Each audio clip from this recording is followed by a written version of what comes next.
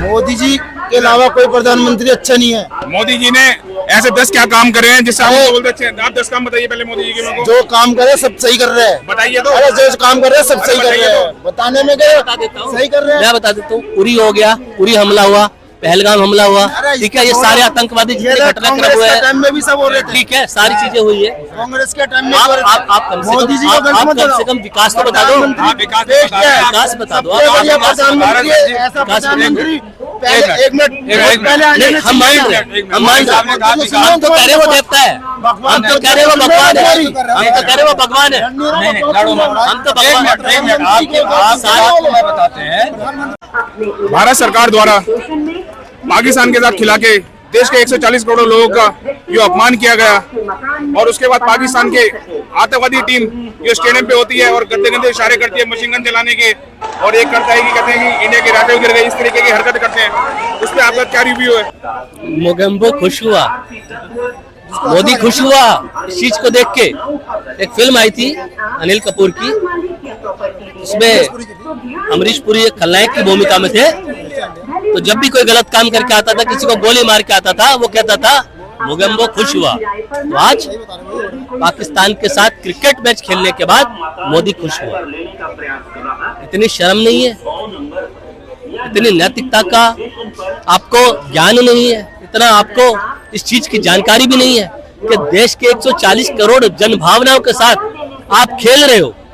और जब मोदी जी खुद कहते हैं कि देश की 140 करोड़ जनता ही मेरा परिवार है, मैंने अपने परिवार छोड़ा, किसके लिए छोड़ा भाई? पाकिस्तान के लिए छोड़ा या भारत के लिए छोड़ा? भारतवासियों के लिए छोड़ा। अगर भारतवासियों की 26 बेकसूर परिवार, उन बहन बेटियों की मांग का सिंदूर, वो पाकिस्तानी आतंकवादी जिनको भारत सरकार ने आतंकवादी बोला, ये पाकिस्तान के आतंकवादी थे, हमारी बहन बेटियों का सिंदूर उजाड़ के चले जाते हैं। और भारत सरकार की आंखों में राजनीति का जरा सा भी एक शर्म का पानी, एक बूंद तक नहीं आती है। ऐसे निर्लज्ज सरकार मैंने अपने 48 वर्ष के जीवन में आज तक नहीं देखी है। जब देश एक साथ खड़ा होता है, जब देश की भावना एक साथ खड़ी होती है, जब देश का संकल्प एक साथ होता है, क्या हमें नहीं खेलना है मैच? क्या क्रिकेट की छवि हमने तो वो दौर भी देखा है कि जब फाइनल के अंदर हमारी भारतीय क्रिकेट टीम मैच हार के आती थी, तब भी हम उनका फूलों से स्वागत करते थे। और आज तो वो आतंकवादी लोग हमारे देश में, हमारे घर में घुसकर पहलगाम के अंदर हमारे धर्म पूछ के, जाति पूछ के, पेंट उतरवा के, हमारी बहन बेटियों के पतियों के सुहाग उजाड़ कर उनके सीने में गोली मार कर चले गए। आराम से आए और आराम से चले गए, और आप कहते हो हमने धूल चटा दी। ये मोदी है, मोदी घर में घुस के मारता है, झूठ बोलते हैं मोदी, झूठ बोलते हैं, पूरे देश से झूठ बोलते हैं, पूरे विश्व से झूठ बोलते हैं। घर में घुस के आतंकवादी हमारे 26 परिवारों को मार के गए। सच्चाई ये है, इस सच्चाई से न मोदी भाग सकते हैं, न भारत भाग सकता है, न भारतवासी भाग सकते हैं। भारत के लोगों ने, और मैंने खुद अपने पर्सनल वीडियो बना के डाला, मैं यहाँ रोया इस धरती पे जहां आज खड़ा होकर मेरा वीडियो आप शूट कर रहे हो। मैंने कहा ये मैच नहीं होना चाहिए।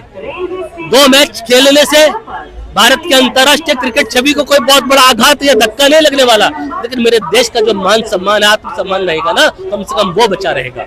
इस देश के अंदर, इस देश के प्रधानमंत्री के अंदर अपने देश के प्रति, अपने देशवासियों के प्रति उनकी जन भावना का मान न हो, सम्मान न हो, आत्मसम्मान न हो, ऐसा प्रधानमंत्री मेरी नजर में सिर्फ एक राजनीतिक स्वार्थी व्यक्ति है। वो सिर्फ व्यापार के ऊपर चलता है, उसको क्रिकेट से पैसा कमाना है। उसका दोस्त अमित शाह, उसका बेटा क्रिकेट बोर्ड का अध्यक्ष है, ICC का, पहले BCCI का था। इन लोगों के घर के ऊपर जब ये आपत्ति विपत्ति कभी बीतेगी ना, तब दोबारा आपके चैनल पे प्रश्न पूछूंगा। ICC चेयरमैन जय शाह की कुर्सी बचाने के लिए क्या 140 करोड़ लोगों के साथ, उनके सेंटीमेंट के साथ खेला जा रहा है? बिल्कुल खेला गया है, बिल्कुल खेला गया है। और मुझे तो बड़ी हैरानी है कि भारत सरकार का खेल मंत्रालय किस तरह से अमित शाह के बेटे जय शाह के चरणों में नतमस्तक है। अरे भारत सरकार का खेल मंत्रालय है, या अमित शाह की पारिवारिक जमीन नहीं है जो आप करोगे? 140 करोड़ लोग जनप्रतिनिधि चुनते हैं, सांसद चुनते हैं, लोकसभा में भेजते हैं, उसके बाद वहां पर एक मंत्री चुना जाता है जिसको हम खेल मंत्री कहते हैं, और वो खेल मंत्रालय का प्रतिनिधित्व करता है। खेल मंत्री भी मर गया, खेल मंत्री भी मर गया, खेल मंत्रालय भी मर गया, और पाकिस्तान के साथ जो आपने मैच किया है, इस देश की जनता इस कभी नहीं भूलेगा। इस देश की जनता इस अत्याचार को, इस व्यभिचार को, ये जो कुठारा घात आपने किया है, हम कभी नहीं भूलेंगे। आपने कहा, भारत सरकार ने कहा कि पहलगाम के अंदर आने वाले आतंकवादी जो थे, जिन्होंने हमारे देश की बहन बेटियों का सिंदूर उजाड़ा और उसके बदले में हमने ऑपरेशन सिंदूर किया, वो पाकिस्तानी आतंकवादी थे। अगर मेरे भारत की क्रिकेट टीम पाकिस्तानी आतंकवादियों के देश के लोगों के साथ क्रिकेट खेलती है तो लानत है, लानत है, लानत। क्या अगर फाइनल में पाकिस्तान के साथ खेलने का दोबारा से समीकरण बन जाता है तो उसे देखने के लिए पीएम मोदी यूएई जाएंगे क्या? देखिए, मुझे नहीं मालूम कि पाकिस्तान फाइनल में खेल पाएगा या नहीं खेल पाएगा। उसने शायद कुछ विड्रॉ भी किया है। मैं क्रिकेट मैच भाई साहब बहुत कम देखता हूँ वैसे भी, और विशेष रूप से जब से ये घटनाक्रम घटी है ना, देखिए मैं देश का नागरिक, मैं बहुत भावुक व्यक्ति हूँ और मैं किसी के प्रति कोई गलत शब्द को इस्तेमाल नहीं करता हूँ, हमेशा सम्मानजनक शब्दों का इस्तेमाल करता हूँ। और जब मुझे गुस्सा आता है तो मैं अपना सिर्फ गुस्सा व्यक्त करता हूँ। मेरी जो इच्छा होती है, जो मेरा एक भेष होता है या जो मेरा एक भावना होती है, वो किसी को गाली देना नहीं होता, किसी की इंसल्ट करना नहीं होता, एक संदेश देना होता है कि भैया इस चीज में ये सुधार कीजिए, इस चीजें गलत है, देश इसके साथ में नहीं है। अगर आपने जैसे कहा कि पाकिस्तान फाइनल में खेलेगा तो क्या वो क्रिकेट मैच देखने जाएंगे? मैं तो कहता हूँ मोदी जी को पूरे मंत्रिमंडल को जाके देखना चाहिए कि कैसे आतंकवादी देश के साथ हमारे भारत के क्रिकेट खिलाड़ी खेल रहे हैं, जिनसे वोट मांगते हो। अरे शर्म नहीं आ रही? शर्म नहीं आ रही? इनसे वोट मांगते हो झोली फैला फैला के, मुझे वोट दे दो। मैंने घर छोड़ दिया, मैंने परिवार छोड़ दिया। अरे किसके लिए छोड़ा? पाकिस्तान के लिए छोड़ा क्या? जिसके साथ तुम्हारे खेल मंत्रालय ने अनुमति दे दी। ये मोदी झोला फैला के नौटंकी करना बंद करे। ये नरेंद्र मोदी जी झोली फैला कर नौटंकी करना बंद करे। हमने क्या बोला है?